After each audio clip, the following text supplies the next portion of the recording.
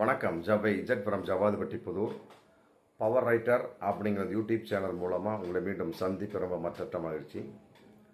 அத்தோட எங்கள் சேனலை சப்ஸ்கிரைப் பண்ணுங்கள், பெல் பட்டன் அழுத்த மறந்துடாதீங்க. அத்தோட எல்லாத்துக்கும் ஷேர் பண்ணுங்கள். அதாவது 41 பேர் பலி, அநியாய சாவு, கரூர் வேலுச்சாமிபுரம். விஜய் பேசுகிறாரு, அப்படியே ஒன்று ஒன்றா அப்படியே மடிகிறாங்க. மிகப்பெரிய ஒரு இராணுவத்தில் போய் போராட்டம் பண்ணி இருந்திருந்தால் கூட பரவாயில்லை. அதே நேரம் சில போராட்டங்கள் உண்ணாவிரதங்களில் அரசியல் கட்சியில் இருந்திருந்தால் கூட பரவாயில்லை. கேவலம் ஒரு சாதாரணமாக ஒரு நடிகனை பார்க்க போய் ஒரு கூட்டம். ஆமாம், அதில் தொண்டர்கள் அப்படிங்கிறது கொஞ்சம்தான். இன்னைக்கு அதிர்ச்சிகரமான ஒரு தகவல்லாம் போயிட்டுருக்கு. தொண்டர்கள்னு கொஞ்சம்தான். அங்கிட்டு போனவன், இங்கிட்டு வந்தவன், ரசிகர்கள், பெண்கள், அப்புறம் பசங்க, லீவில் காலாண்டு லீவில் வந்த பசங்க எல்லாம் சேர்ந்து தான் இன்னைக்கு மிகப்பெரிய ஒரு நெரிசல் ஏற்பட்டு 41 பேர் பலி. இதில் உள்ள பல பேர் உள்ள நுழைஞ்சிட்டான். என்ன, அதில் திமுக தான் காரணம் அப்படிங்கிற ஒரு விஷயம். கத்தியா ஒரு ஆள் பேட்டி கொடுக்குறாரு. கத்தியால பனியனை கிழித்தார்கள். சரி, பனியனை கிழிச்சா ரைட், ஓகே. அவன் திமுக காரன் தான் உனக்கு தெரியுமா? நல்லா யோசிக்கணும். ஏங்க, ஒரு சாதாரண ஒரு கூட்டமுங்க, அதுலேயே பிட் பாக்கெட் ஏகப்பட்ட பேர் இருக்கிறான். ஏன் நிறைய அமைச்சர்களே தன்னுடைய செல்போனை தொலைத்த கதையெல்லாம் இல்லையா? அமைச்சர் செல்போனை வேட்டை விட்டு எத்தனை பேர் இருக்கிறான் கூட்டத்தில். பேச வந்தவர் ரெண்டாவது செல்போனாக்கா நான் முடிஞ்சு போச்சு. அந்த மாதிரிலாம் இருந்துருக்குது. அப்படிலாம் இருக்கக்கூடிய சமயத்தில் கிழிச்சானே இருக்கட்டுமே, அவன் திமுக காரன் தானா? நல்லா யோசிக்கிறோம். இந்த மாதிரி நிறைய விஷயம் இருக்கு. கட்டுக்கதைகள், தேவையற்ற வதந்திகள், புரளிகள்.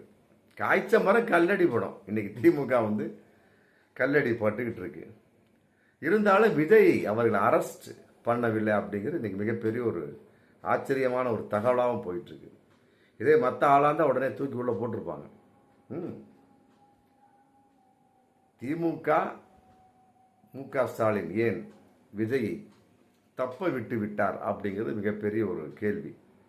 எப்படி இருந்தாலும் 20 லட்ச ரூபா கொடுக்கறதுக்கு அவர் வரணும். இருந்தாலும் அவர் வீடு இருக்கு, பனையூரில் இருக்கு. அரெஸ்ட் பண்ணுறது ஒன்றும் பெரிய விஷயம் இல்லை. ஆனால் 3 பேரை வழக்கு பதிவு பண்ணிட்டாங்க. அதை முதல் குற்றவாளி இவர் மாவட்ட செயலாளர் மதியழகன், 2வது குற்றவாளி பொதுச் செயலாளர் புஷி ஆனந்த், 3வது குற்றவாளி இணை பொதுச் செயலாளர் இவர் சிடி நிர்மல்குமார்னு. பட் அதுக்கு மெயின் காரணமே விஜய் தானே. விஜய் ஏன் நீங்கள் அரெஸ்ட் செய்யவில்லை? அங்கதான் அரசியல் இருக்கு. ஆமா, இதுதான் நிறைய பேர் இன்னைக்கு கேள்வி கேட்டுக்கொண்டிருக்கிறார். கேட்கக்கூடிய கேள்வி அதுதான். என்னப்பா என்னென்னமோ 40ங்கிறாங்க, சில பேர் 41ங்கிறாங்க, 40ன்னாங்க. அப்புறம் திடீர்னு ஒரு அம்மா இறந்தாங்க, 41 போயிட்டு இருக்கு. சில பேர் 40ன்னு சொல்றாங்க. சரியான தகவல் இல்லை. இருந்தாலுமே கூட அத்தனை பேர் இறந்ததுக்கு பார்த்ததுக்கு யார் காரணம்? விஜய் தான். 3 பேர் கூட்டிட்டு வர்றாங்க. அப்படிதான் அந்த வாக்குவாதம். நாளைக்கு ஒரு நபர், இந்த அம்மா அருணா ஜெகதீசன் எழுதுவாங்க. 3 பேர் கையெழுத்தை போட்டு எங்கள் தலைவர் சொல்லி போட்டு விஜய் பேச கூப்பிடுறாரு. Right, okay. கூப்பிடுற சமயத்தில் அவர் பேசிட்டு அவரே போயிடுறாரு. போகவெல்லாம் கிடையாது, அனுப்பி வைக்கப்படுகின்றார். அப்படிங்கிறதான் உண்மை. அங்கே செத்துட்டு இருக்கிறாங்க. அது கண்கூட அவரும் பார்க்குறாரு. கொஞ்சம் ஏகப்பட்ட வகையில் விஜய் ஹெல்ப் பண்ணியிருக்கிறார். அப்படிங்க இந்த வகையில் ஏன் உதவி செய்யும் மனப்பான்மையோடு விஜய் இல்லை அப்படிங்கிறது இன்னைக்கு பயங்கரமான ஒரு கேள்வியாக போயிட்டு இருக்கு. ஏகப்பட்ட இடத்துல. ஆமாம், இடது கையில் கொடுப்பது வலது கைக்கு தெரியாது, வலது கையில் கொடுப்பது இடது கைக்கு தெரியாது. அந்த அளவுக்கு தர்மகர்த்தா விஜயை பொறுத்த வரைக்கும். சும்மா சொல்லவெல்லாம் கூடாது. ஆமாம், அப்படி இருக்கக்கூடிய அங்கங்கே செத்துக்கிட்டு இருக்கிறாங்க. அதை கண் கூட பார்க்குறாரு. சொன்ன உடனே ஒரே ஓட்டம் ஓடிடுறாரு. சரி, அப்படி தான் திருச்சிக்கு போய் விமானத்தில் ஏறி மெட்ராஸ் வந்துடுறாரு. Right, okay.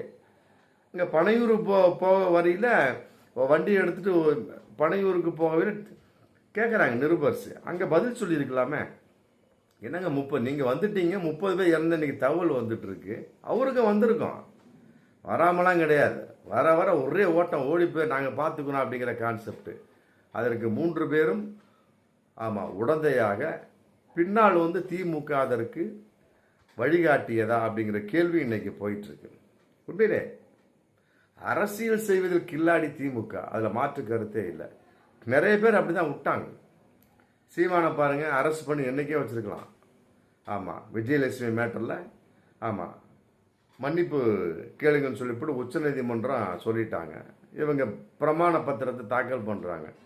ஆமாம், அதில் ஒழுங்காகவே மேட்டரை பொக்காரல. இது என்னங்க பிரமாண பத்திரம்? மன்னிப்பு கேட்டுக்கலாம், மன்னிப்பு கேட்ட விஷயம் ஒழுங்காகவே இல்லை அப்படின்ட்டாங்க. அது இப்போ ரிஜெக்ட் பண்ணிடுறாங்க. அப்புறம் திரும்பவும் வாக்குவாதம் இப்படி போயிட்டுருக்கு. மன்னிப்பு கேட்டால் முடிஞ்சு போச்சு, அதை ஒழுங்காக கேட்க வேண்டியதானே, அதை எவ்வாறு கேட்பது அப்படிங்கிறப்ப ஒன்றும் கான்ப்ரமைஸும் பண்ணிக்கிடுங்க, அப்படி இப்படி தான் போயிட்டுருக்க ஒழிய மற்றபடி வந்து அவர் அரெஸ்ட் பண்ணக்கூடிய அளவுக்குலாம் ஒன்றும் இல்லை சீமானே.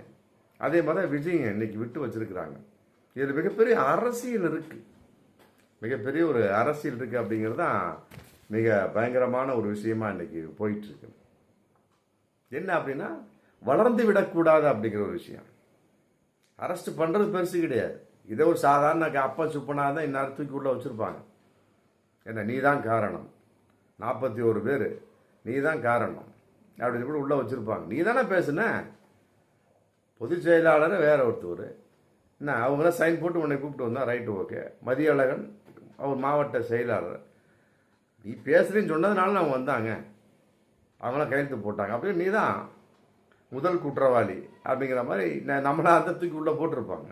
ஆனால் திமுக இங்கே தான் வந்து மிகப்பெரிய அரசியல் செய்திருக்கிறது.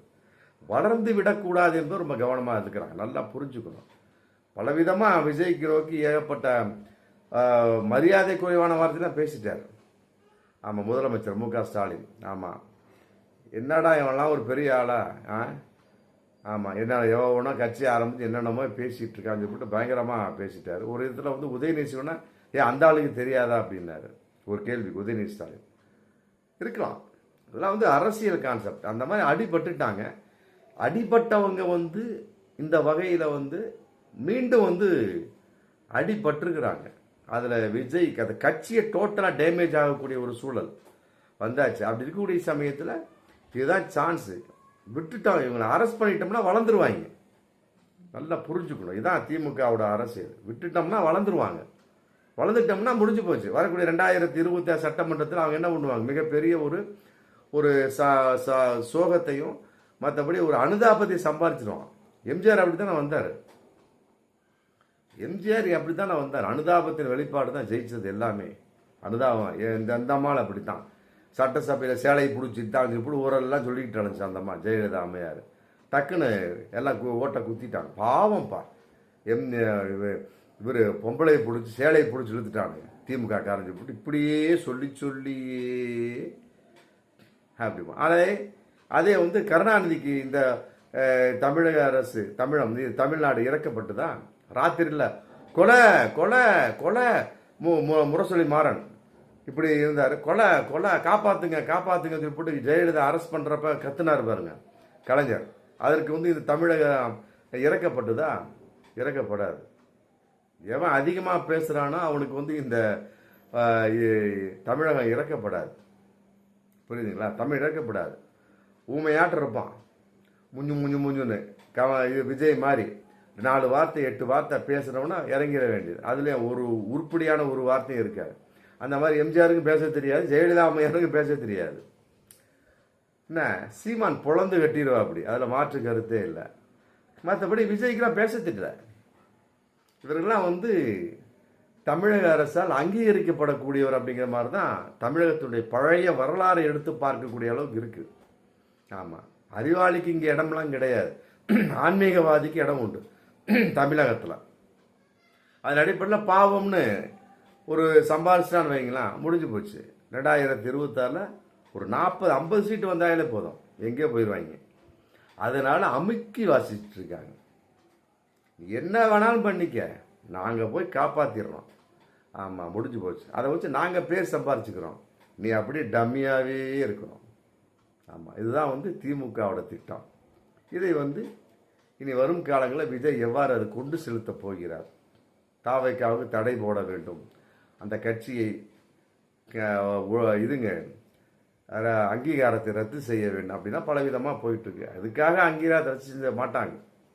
அப்படிலாம் ஒரு விஷயம் கிடையாது. ஆர்எஸ்எஸ்ஸே இருக்கக்கூடிய சமயத்தில் இந்தியாவில் தாவேக்கால அப்படி ஒரு மோசமான ஒரு அரசியல் கட்சிலாம் கிடையாது. அற்புதமான ஒரு கட்சி தான் தாவேக்காவை பொறுத்த வரைக்கும். அற்புதமான கட்சி. என்ன கொள்கை இல்லாத கட்சி. ஒரே வரியில் சொல்லணும்னா பிறப்போக்கும் எல்லா உயிருக்கும் முடிஞ்சு போச்சு. ஆமாம், எல்லாருமே எனக்கு வேணும் அப்படிங்கிற மாதிரி அவர் சொல்லிட்டார். நல்ல விஷயம்தான் அது. ஆமாம், ஆர்எஸ்எஸ்ஐ போன்ற ஒரு சனாதன போக்குள்ள நாதாரிகள் உள்ள ஒரு கட்சி இல்லை தாவேகா. நாதாரிகளும் மற்றபடி கேவலமான உள்ள கட்சி இல்லை. பட் ஒழுக்கமில்லாத தொண்டர்கள், கட்டுப்படாத தொண்டர்கள், ஆமாம் தற்குறிகள் அப்படிங்கிற மாதிரி இருக்காங்க. அறிவீன ஜீவிகள், அறிவீனம் இல்லாத நிறைய இருக்கிறாங்க.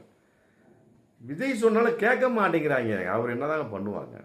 அப்படி இருக்கக்கூடிய சமயத்தில் தாவேகாவை பொறுத்த வரைக்கும் ஆர்எஸ்எஸ்ஐ போன்றவெல்லாம் மோசமான கட்சியெல்லாம் கிடையாது. ஆர்எஸ்எஸ்ஐ போன்ற மோசமாக ஆர்எஸ்எஸ்லாம் இன்னைக்கு இருக்கு. சர்தார் வல்லபாய் பட்டேல் 2-3 தடவை தடை போட்டு தூக்கி எறிஞ்சார். ஆமாம், தாவேகா அப்படிலாம் கிடையாது. அந்த மாதிரிலாம் மோசமான கட்சியெல்லாம் கிடையாது. சும்மா சொல்லக்கூடாது. ஆமாம், எல்லோரும் வேணும் அப்படிங்கிற கட்சி. ஆர்எஸ்எஸ்லாம் அப்படி இல்லை. ஆமாம், இருக்கிறதுல கேவலமானவனுங்க, மோசமான கட்சி. அப்படி இருக்கக்கூடிய சமயத்தில் தாவேகா பொறுத்த டாப்பு என்ன தொண்டர்களுடைய நடவடிக்கை கட்டுப்பாடா இல்லை, அவ்வளோதான். அதன் அடிப்படையில் இதை திமுக தனக்கு சாதகமாக பயன்படுத்தி கொள்ள நிறைய வாய்ப்பு இருக்குது. அதனால் கட்சிக்கு தடை போட முடியாது. இருந்தாலும் விஜயினுடைய அந்த மூமெண்ட்டுக்கு திமுக அப்பப்போ தடை போட்டு கொண்டே வரும். அப்படி வரக்கூடிய சமயத்தில் இப்படி ஒரு கற்பனை இன்னைக்கு போயிட்டுருக்கு. நீ எங்கேயும் போகாதப்பா, ஆமாம் திமுகவோட கூட்டு சேர்ந்து விடு, அவ்வளோதான். இருக்கிறத அப்படியே தாவேக்கா டம்மி பண்ணிடுவாங்க. இருக்கிற சீட்டை வச்சு அப்படியே தாவேக்கா வளர்த்த விடாமல் அப்படியே கொண்டு போயிட்டு இருப்பாங்க. அவ்வளோதான், முடிஞ்சு போய். இதுதான் திமுகவுடைய எதிர்கால திட்டம்.